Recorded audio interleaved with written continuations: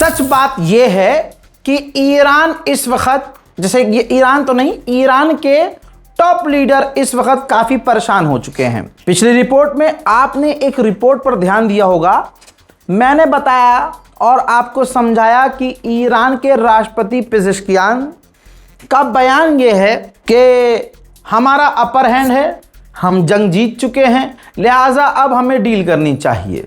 हमारा दिमाग वहीं चकरा गया था कि ये भाई साहब क्या बात कर रहे हैं। इसके बाद दोस्तों, अब ईरान के आपके बहुत, मतलब हम सब ने उन्हें बहुत पसंद किया है, पार्लियामेंट स्पीकर गरीबाफ क्या कह रहे हैं, रिपोर्ट छप चुकी है। रिपोर्ट इसलिए दिखा रहा हूं क्योंकि जो एक ख़ास समुदाय है ईरान से जुड़ा हुआ, अगर उनके मन की बात ना बोलूं, मैं उनके मन की तरह ना बोलूं तो भाई वो गाली पहले बक देते हैं। तो ये देख लो भाई, रिपोर्ट ये है, ईरान के पार्लियामेंट स्पीकर ने कहा कि हमारी सैन्य ताकत, हमारी फौज की ताकत चाहे कितनी भी ज़्यादा क्यों ना हो, अगर लोग हमारे भूखे हैं और हमारे यहाँ पैसे का लेन देन, आर्थिक विकास, राष्ट्र उत्पादन नहीं हो पा रहा है तो हम टिक नहीं पाएंगे, हम टिक नहीं पाएंगे। लड़ने वाले के तौर पर हम शांति की अहमियत उन लोगों से कहीं ज़्यादा समझते हैं जो सिर्फ इसकी बातें करते हैं। जिसने लड़ाई लड़ी है वही शांति की कीमत जानता है। बात इन्होंने ठीक कही है, लेकिन इनकी बातों में अब डर नज़र आ रहा है कि अमेरिका और पूरी दुनिया मिलकर ईरान पर जो पाबंदी लगाने की बात कर रही है, इससे ईरान डर चुका है। हाँ, डर के वो बैकफुट पर नहीं गया, वो बात अलग है।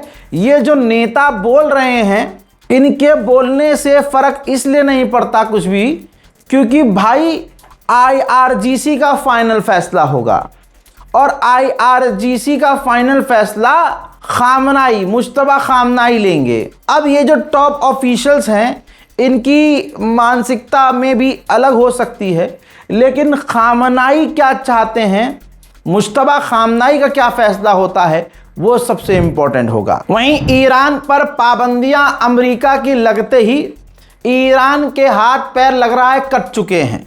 रिपोर्ट फिर से यह है कि अब ईरान चाइना के बायर्स को अपने ऑयल ऑफर नहीं कर पा रहा है। ऑफर कर पाना तो छोड़ो, जब सामने से खरीदार ही पीछे हट गया है तो ईरान अकेला क्या ही बेच लेगा। ईरान ने जानकारी दी है कि आज की तारीख में भी बहुत सारे आतंकी ग्रुप हमारे बॉर्डर को क्रॉस करके मुल्क में हथियार के साथ घुसने की कोशिश कर रहे थे, लिहाजा हमने दर्जनों आतंकवादियों को मारा है, कईयों को गिरफ्तार भी किया है। भाई, इतिहास में पहली बार स्पेन की कंपनी को ईरान ने माइनिंग का लाइसेंस दे दिया है। अब इतिहास, पूरी जिंदगी में पहली बार भाई स्पेन की एक कंपनी ईरान आएगी और माइनिंग करेगी। ये पहली कोई विदेशी कंपनी होगी जो ईरान में काम करेगी। ईरान के नौसेना कमांडर ने कहा कि हम हर तरह से समुद्री रास्तों को अपने बचाने को तैयार हैं,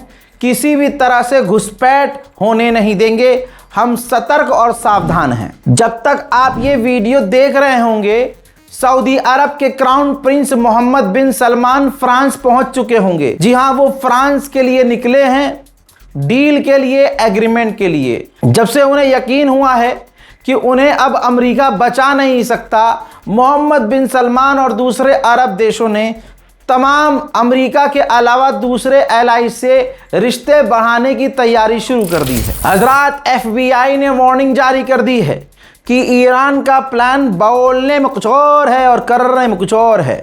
FBI कह रहा है कि ईरान, बड़ी वार्निंग दी है, ईरान अमेरिका के कैलिफोर्निया पर ड्रोन हमला कर सकता है। सच है या झूठ ये बात अलग है, लेकिन ईरान भी उल्टी खोपड़ी का है। हम अमेरिका से 2 एयरक्राफ्ट रिफ्यूलिंग जहाज मिले हैं, ये देखिए तस्वीरें आ चुकी हैं। खरीदे हैं इसने अमेरिका से और उसने सीधा अपनी फौज में तुरंत प्रभाव से हैंड टू हैंड शामिल कर लिया है। वहीं ईरान ने ओमान से होर्मुज के लेकर बात की है। होर्मुज के अलावा जो और इलाके में इश्यूज हैं उन पर भी ओमान से ईरान ने बात की है। ईरानियन ऑफिशियल ने बहुत बड़ा खुलासा किया है कि जंग के दौरान जो अरबों पर हमले किए गए थे इधर उधर, अमेरिकी मिलिट्री बेस के अलावा जो इधर उधर हमले किए गए अरब में, वो हमले हमने किए ही नहीं थे। वो हमले हमारे पास रिपोर्ट और सबूत है, अमेरिका ने करवाए थे, ताकि अरब देशों के रिश्ते हमारे साथ यानी ईरान के साथ खराब हो जाएं। अमेरिका के सबसे बड़े अखबारों का एक अखबार द न्यूयॉर्कर, ये देखो क्या लिखा हुआ है कि 6 महीने की जंग हो चुकी है। डोनाल्ड ट्रंप आज भी 6 महीने बाद भी ईरान के आगे लूजर है, हार चुका है। जो नीचे डिटेल में रिपोर्ट है इसमें बताई गई है ये बातें कि डोनाल्ड ट्रंप का ख्वाब था कि 2 हफ्ते में हम ईरान को गिरा देंगे, लेकिन 6 महीने हो चुका है। बुरी तरह से अमेरिकी सरकार, डोनाल्ड ट्रंप की सरकार ईरान से हार चुकी है। अमेरिका का एक और अखबार है द इंटरसेप्ट, बहुत बड़ा अखबार है, पूरी मैगजीन है भाई ये। भाई इसने क्या लिखा है कि मूसाद पूरी तरह से ईरान में फेल हुआ। जो मूसाद अपने प्रोजेक्ट में कभी फेल नहीं होता है, वो ईरान में ऐसे फेल हुआ कि इस ऑपरेशन के फेल होने के बाद मूसाद के अंदर मूसाद के टॉप लीडर्स को, टॉप कमांडर्स को हटा दिया गया। मैंने हूथीज का कल बयान बताया था, उन्होंने कहा कि हमने सऊदी अरब के जज़दान की ऑयल रिफाइनरी पर हमला किया था। आज सैटेलाइट इमेज से सबूत लेके आ गया हूं।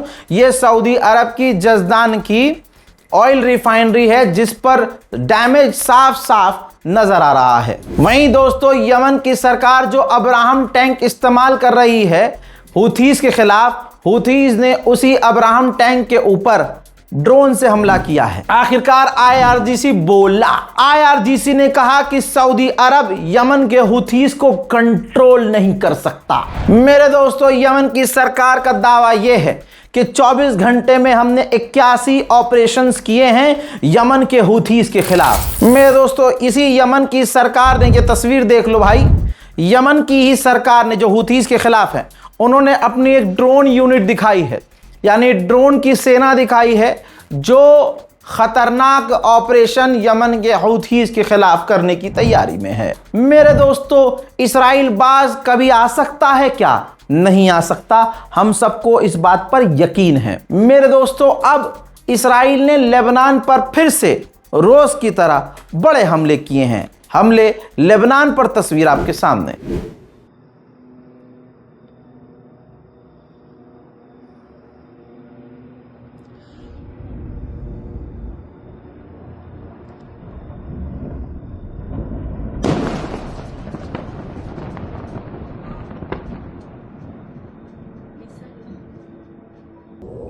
غارة حربية هلا على الطائرة.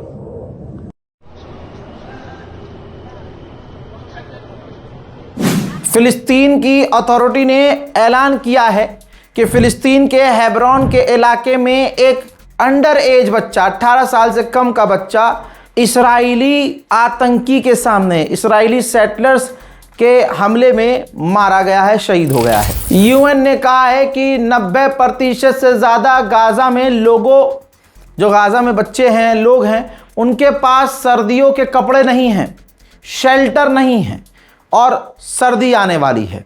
इसी बात के बाद हमारी बात तो चल रही थी खाने पीने की, तो जो जिस बहन के ज़रिए मैं वहाँ गाज़ा में थोड़ी बहुत हेल्प पहुँचाता हूँ, अब उन्होंने यही बोला मुझसे, कल उन्होंने यही बोला था, मैसेज डाल दिया था उन्होंने मुझे कि कपड़ों की ज़रूरत है, बच्चों के स्वेटर्स की ज़रूरत है, जुराबों की ज़रूरत है, दस्तानों की ज़रूरत है, कुछ जैसे चादर वादर चीज़ें वो ज़रूरत है। तो जो कि यहाँ क्योंकि ब्लैक में भाई साहब ब्लैक मार्केटिंग चल रही है तो काफ़ी महंगे हैं। तो मैंने उनसे तो नहीं बोला, लेकिन मुझे यकीन है अपने लोगों पर, तो मैंने कहा ठीक है, हमसे जितना बन पड़ता है हम करेंगे। अगर मेरे लोग भी मेरा साथ नहीं देंगे तो हम जितना, मैं अपने दम पर, अपने ऑफिस के दम पे जितना कर सकता हूँ मैं कर दूंगा। बस इसीलिए क्योंकि वहाँ तक सामान पहुँचाने की कोशिश कर रहे हैं और कई लोग बेचारे मोहब्बत में, गाज़ा की मोहब्बत में, वो बेचारे मेल करते रहते हैं कि भाई जब भी कुछ करना बताना, हम साथ देंगे। तो इसलिए, सिर्फ इसलिए ये बारकोड लगा है। ये बारकोड काम नहीं भी कर रहा होगा तो अकाउंट से अकाउंट में आप मदद भेज सकते हैं। और तो और कोई ज़ोर ज़बरदस्ती नहीं है, मन करे तो मन करे, वरना पिछले 6 महीने से तो मैंने बंद कर रखा था, लेकिन जो खुद अपने दम पर कर सकते हैं, मैं जो खुद कर सकता हूँ वो हम कर रहे थे। ठीक, तो अगर मन करे, तो अगर आपको लगे कि हाँ मदद होनी चाहिए, भाई गाज़ा में ठंड आ रही है, लाशें अभी भी बरामद हो रही है, लोग अभी भी परेशान हैं, खाने पीने की दिक्कत तो चलो अब दूर की बात है, अब भाई ये सर्दी करीब है तो बहुत सारी चीज़ें बिगड़ी हुई हैं वहाँ पे, तो अगर मन करे हेल्प करने का तो ज़रूर आगे आइएगा। कल मैंने आपको E1 सेटलमेंट के बारे में बताया था। वेस्ट बैंक और फ़िलिस्तीन के मेन इलाकों में ये एरिया आता है जिसका नाम E1 रखा है।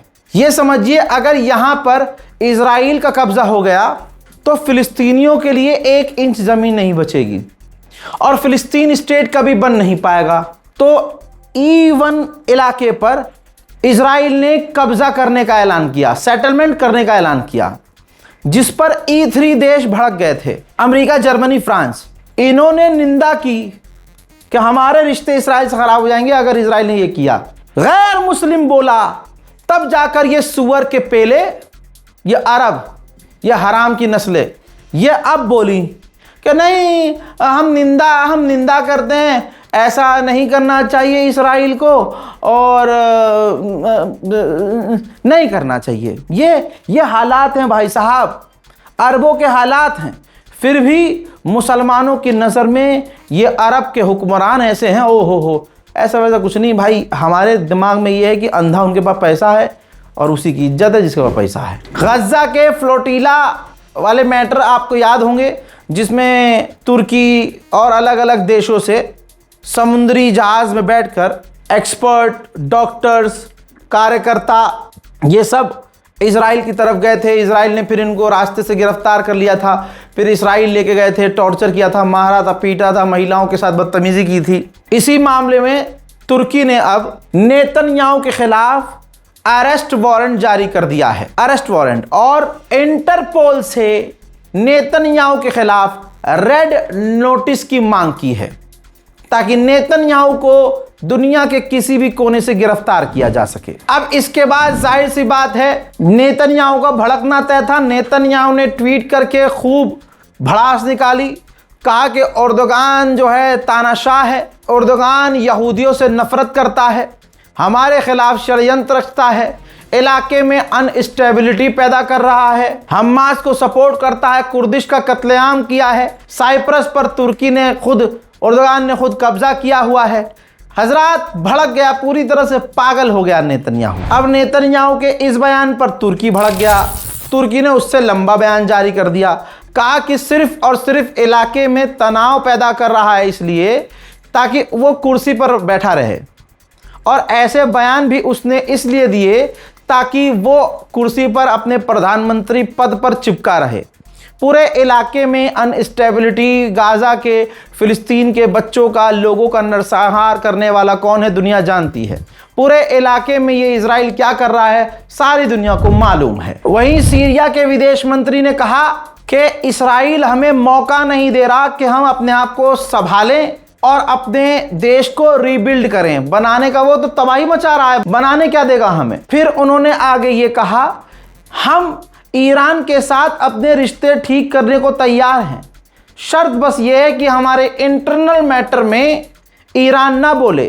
और सऊदी अरब को लेकर उन्होंने इशारा किया है, खुला बोला है कि हम सऊदी अरब के मक्का डिफेंस एग्रीमेंट में शामिल होने को तैयार हैं। भाई इजराइल तुर्की को किसी भी हालत में हमला करके डिसमेंटल करने की तैयारी में है, ऐसे माहौल बन चुके हैं। अब क्योंकि तुर्की नेटो का मेंबर है और नेटो के मेंबर में जो आर्टिकल 5 है उसमें ये काम करता है कि आर्टिकल 5 में रूल ये है कि अगर आप भी मेरे दोस्त हैं, मैं आपका दोस्त हूँ, हमारे व्हाट्सएप ग्रुप का नाम नेटो है, अब उस ग्रुप में जो होगा, रूल ये है कि उनमें से किसी के ऊपर बाहर पर्सनली अटैक किया जाता है तो हमारा जो ग्रुप बना हुआ है नेटो का, उसमें हम सब ये मानेंगे कि हम पर हमला है।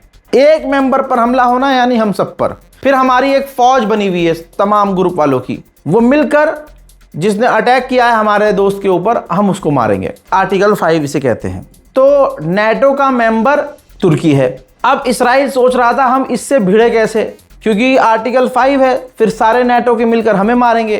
तो इजराइल के ऑफिशियल ने रास्ता निकाल लिया है, कहा कि अगर हम तुर्की के बेसिस को उड़ाना चाहें तो उड़ा सकते हैं। हमारे पास रास्ता मौजूद है, हमें रास्ता मिल चुका है कि किस तरह से हम आर्टिकल 5 से बच सकते हैं, कोई भी देश बीच में नहीं आएगा। हजरात, Iran middle east special report में तमाम जानकारी मैंने आपको दे दी है। ये हाल मिडिल ईस्ट का है। इस रिपोर्ट को खूब शेयर कीजिए, अपनी राय कमेंट में लिखिए और दुआओं में मुझे याद रखिए। जय हिंद वस्सलाम।